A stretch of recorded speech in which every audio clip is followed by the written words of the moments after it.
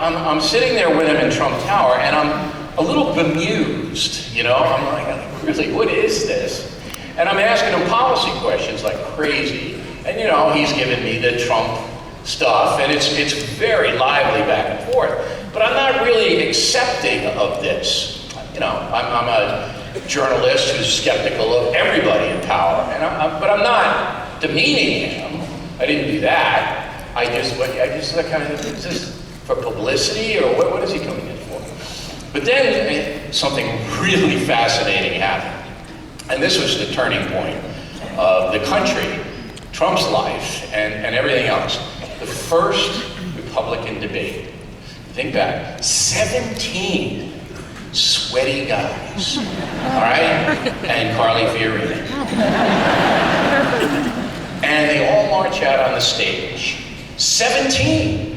Now, you can't have 17 people in a debate because you're only going to get 2 questions, and it's very hard to distinguish yourself. And John Cage is going to talk for 5 minutes about some of these cows that he got, and he multiplied the cows, and now they're making more steaks or whatever they're doing in Ohio. So there they all are, and they're lecturing, and there's Trump. He's there. And this is when I knew all hell was going to break loose. Jeb Bush, who was the favorite to win, he's next to Trump, all right? And he's giving Trump a little thing like, well, Donald really doesn't have any public policy experience. And Trump goes, you're boring.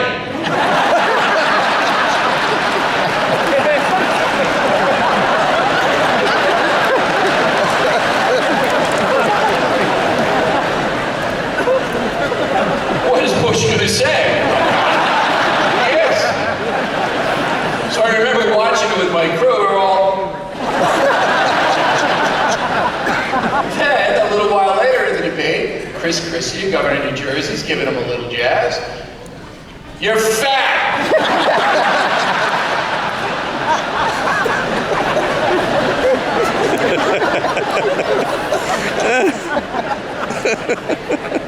And then it's on and on. All right, so a senator from Florida, Marco Rubio, says, well, I have a lot of foreign policy. You're sweating, little Marco. You should see him backstage. He goes, I'm wiping the makeup off in his sweat. And I'm trying to take notes. I'm going, wiping makeup off his sweat. Rand Paul, you look like little orphan Annie with that hair. Trump's making fun of somebody's hair? Nobody remembered anything about that debate but the Don Rickles stuff. Right? And then Trump's poll numbers surge. Why? Because a good segment of the American population hates all politicians. Right?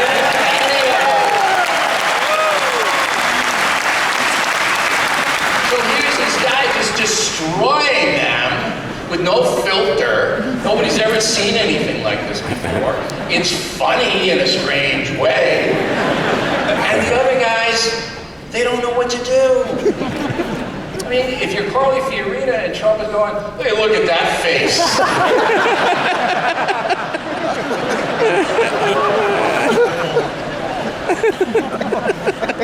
Now, 40 years ago, they would have shot Trump right on the stage. But it's a different time.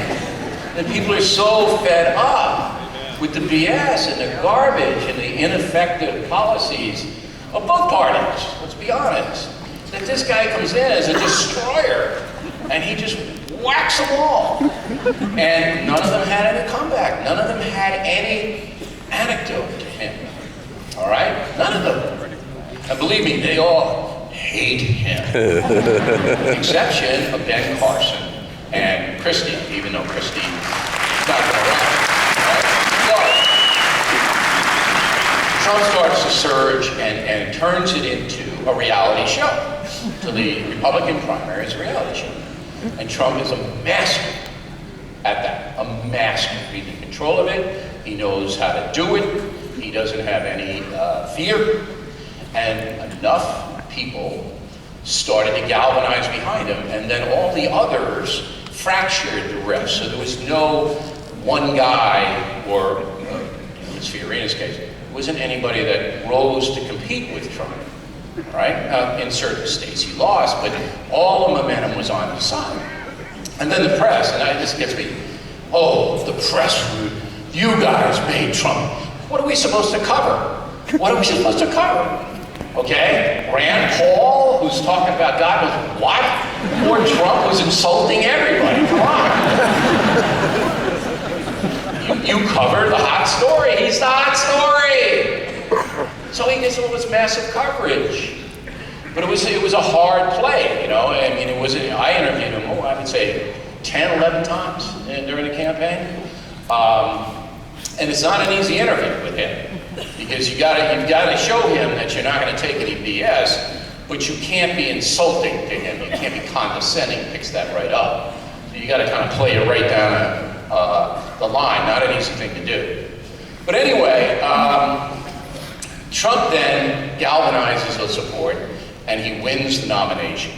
On the other side, we have Miss Hillary. All right, who.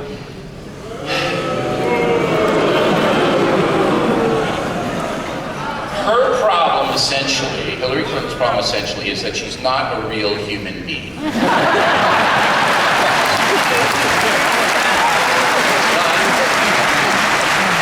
Trust me, I've been there. You ever see a movie called Invasion of the Body Snatchers? They have that pod thing, and then you go into the pod and you come out and go, hello, my name is Lorraine. That's her. She was in the pod, right? She's got no real human qualities. All right, here's my great Hillary story. I'm out on Long Island. I have a house out in Montauk, beautiful place. And I'm not a society person or anything, but I'm in a restaurant with a friend of mine, Italian place. And all of a sudden, Giorgio, the owner, comes running over to me and goes, Mr. O'Reilly, the Clintons are coming. Now, Giorgio was saying this, hoping I would get the hell out. So, oh, Giorgio, that's great. I'll have a little gelato. All right, so they're coming to eat dinner at this little Italian place, right? Okay, so about 5 minutes later, here come the Secret Service walking in the back door, and I'm sitting there with my friend, and this is great. Okay. Now, I know her a little bit. I've interviewed her one time. I've seen her around. I know, she knows me. So here they come, Chelsea, Bill, and Hill. They come through the back door, and they're huggers. Okay, the Clintons are huggers. They're hugging everybody. They're hugging people who don't want to be hugged, right? Now, they get about, I don't know, 10 yards away from me, and I stand up, all 6'4" of me, and I look. She goes white. Now, think. Why? Why is she going white? Why? She knows I'm not going to insult her. Secret Service are there. I can't do anything untoward. And I wouldn't anyway. I'm not that kind of guy. She was afraid that she would have to greet me in some fashion. And everybody would take a cell phone picture. Imagine if Hillary Clinton was caught hugging me. She's over. It's done. Nice guy that I am, I extend my hand. Gentlemen are not supposed to do that, according to his manners. A woman always puts her hand out first. Oh, Mrs. Clinton, nice to see you. Shake her hand. Flood of relief.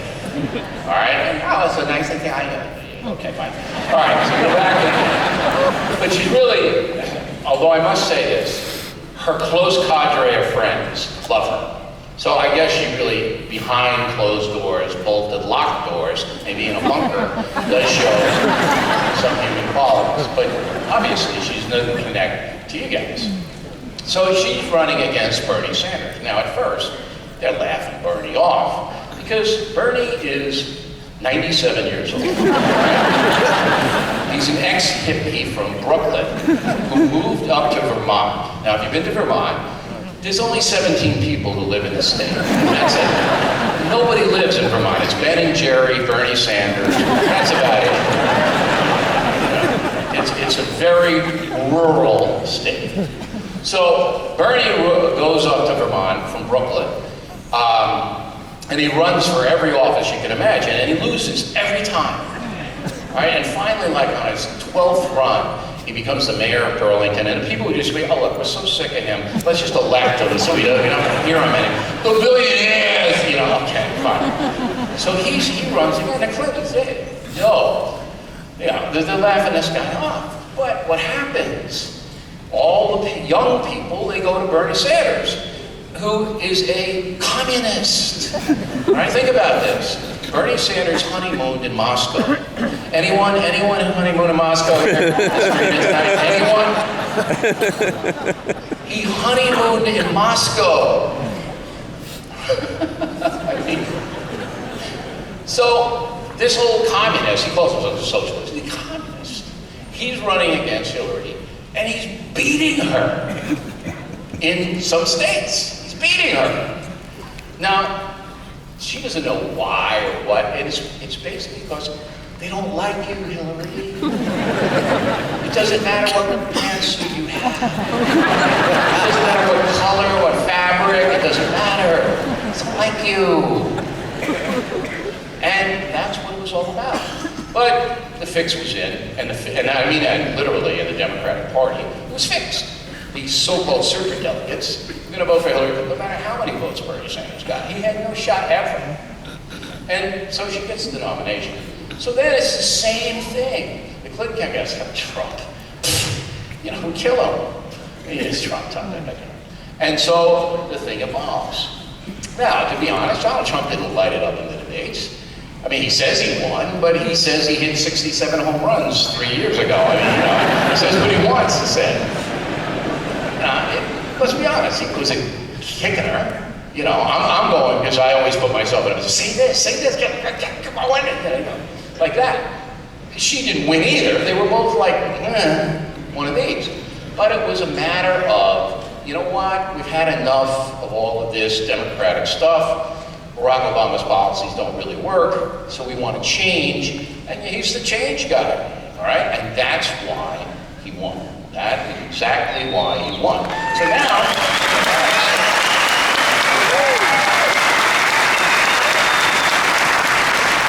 So now, in 6 days, he's president of the United States. You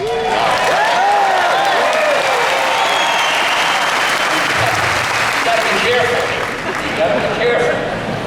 There's a few things in play here, and I don't know if Trump knows it. Now, I talked to Trump 3 times since the election. I'm not a big schmoozer. I mean, he called me a few times, and a lot of politicians call me on both parties. And if they call me and they say this is off the record and ask me a question, I'll answer it honestly. I mean, I don't mind doing that. And I've talked to him a few times. I'm not sure he knows what he's in for, all right? And therefore, I'm going to probably do this commentary next week on The Factor, but I'll give you a little preview of it. The big thing about Donald Trump is that there's going to be a segment of the media that's going to try to kill him, all right? It's worse than Richard Nixon. It's worse, and that was the worst in our history, all right? It's now, these people are just hell-bent to get him. And and that's what all this chaos last week was about. You gotta watch that. Now, he's so flamboyant that he can overcome a lot of that himself by, what he did with CNN and what he did with a whole bunch of other news agencies. He can do that, but he's gotta watch it, right? And he's gotta think back to see if there's anything that he did in his life. And, nobody's perfect. That is going to have to get out in front of. He's going to have people working on it. Because it's never going to stop. It is never going to stop. It's going to be one thing after another, after another, after another, after another. The smart play would be for President Trump to pick his battles, not fight every one of them. All right? Telling people that Meryl Streep is a mediocre actress doesn't really matter, right? Is there anybody who cares what Meryl Streep thinks? Anybody in this whole building? Right? So Meryl Streep gets out there and goes, it's like the nutty neighbor you have, Oh, look, go inside, I'm putting the dog out. Now, some people talk to you, and I know this because I'm the same way. I don't hear anything they say. I go, yep, that's right, okay. Well, listening to them. right? Meryl Streep's up there in the Golden Globes. I mean, do I care what Meryl Streep thinks? No. And she didn't care what I think, so we're even, right? So to fight every battle wears the country down, not him. He likes that. He likes that role, right? But it wears the country down. Don't do that, all right? In order to succeed, Trump has to do three things. He's got to stimulate the economy by cutting taxes, both corporate and personal. He will. He'll do that, all right? That'll happen, right? So once the corporations see that they can make more money, they'll start to expand, they'll start to get people in, they'll start to move more products, and then you'll see wages go up because there'll be a competition for workers. That's the way capitalism works. Obama couldn't quite figure that out. And he strangled the economy with high taxes and regulations, and all the companies pulled in and didn't hire. Therefore, the wages went down because they didn't need as many people. It's basic macroeconomics. Obama never understood it or didn't care, one or the other. Trump is a big-time capitalist. He's going to do that. So you got to figure in the first year, there's going to be some improvement, all right? And the people will feel better economically, and that's very important. The second thing that he's got to do is get rid of Obamacare. Now, this is going to happen too, but they have to put something better in. They just can't whip that out of there and not have anything better. So I don't know whether they're capable of that or not. We'll see. And the third thing they have to do is get a handle on this immigration deal, because that was the signature that he brought to the campaign, the immigration. I'm building a wall, I'm deporting everybody, I'm taking every wallet of every Muslim I can think of, all right? I'm getting them all out. That appeals to, emotional people who are fed up with the chaos that we have in this country, and they fear Muslim terrorism, the jihad. Now, he's got to do this immigration thing, but he's got to do it in a rational way. He can't be sending people looking for gardeners and all of that. But you can say, look, everybody's going to be held accountable, and here's what we're going to do. And he is going to build a wall. He's going to build a wall. It's not going to be a wall like the Berlin Wall, with stone and all that. It'll be a little bit here and then a little bit there, and then Mexico. Is Mexico going to pay for the wall? Here's how they're going to pay for it. This is a good con, too.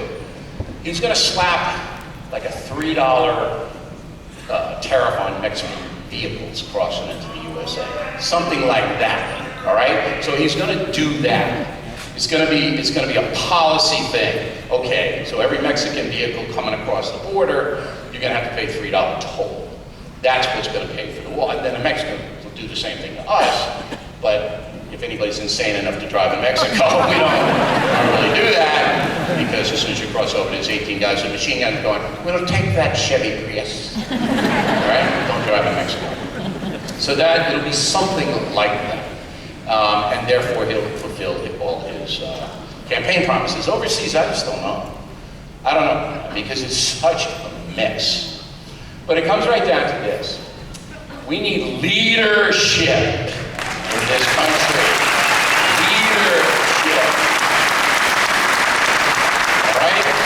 If Trump can show leadership, if he can get out there and just stay on the course of important things to you guys, not Meryl Streep, let Meryl go do whatever she wants in Beverly Hills, but to you, stay there, all right?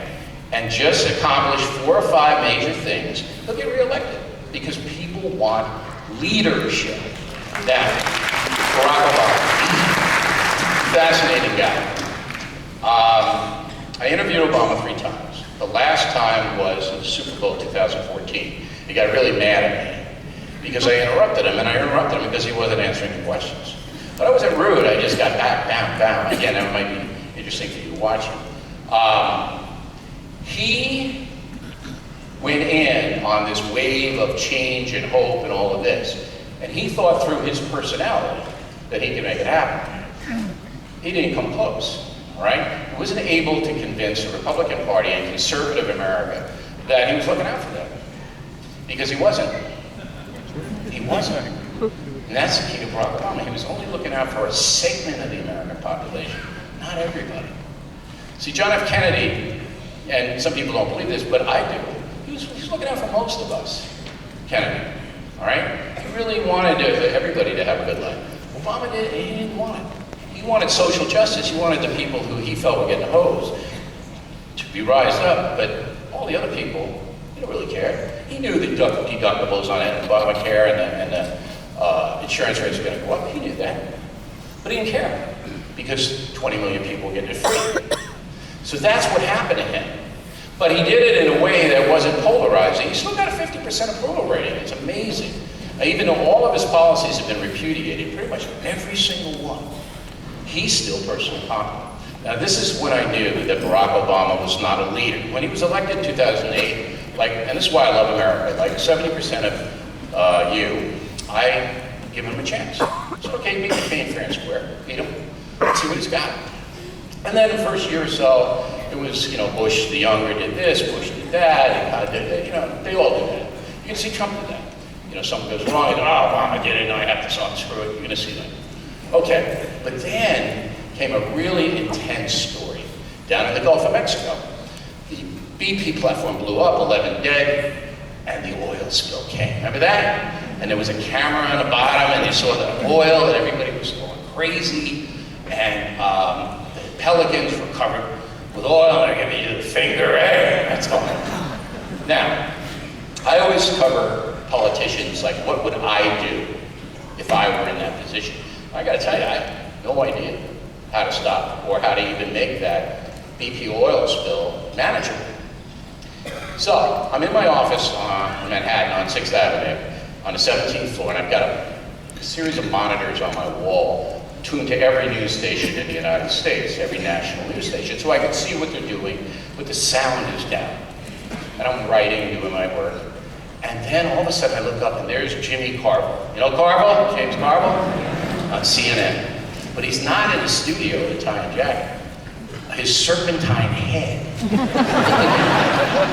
He's in a bayou. It's like bats flying around. Spanish moss.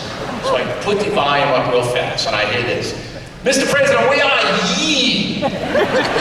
We're dying down here. But still up there. You need to get down here. And I get to see Obama in the White House going, isn't he a Democrat? Right? But he was right, Carville was right. Obama needed to get down there and just, sympathize with the folks and show some leadership. Truth be told, there was only one thing Barack Obama could have done to cap that oil spill. He could have lowered Joy Behar.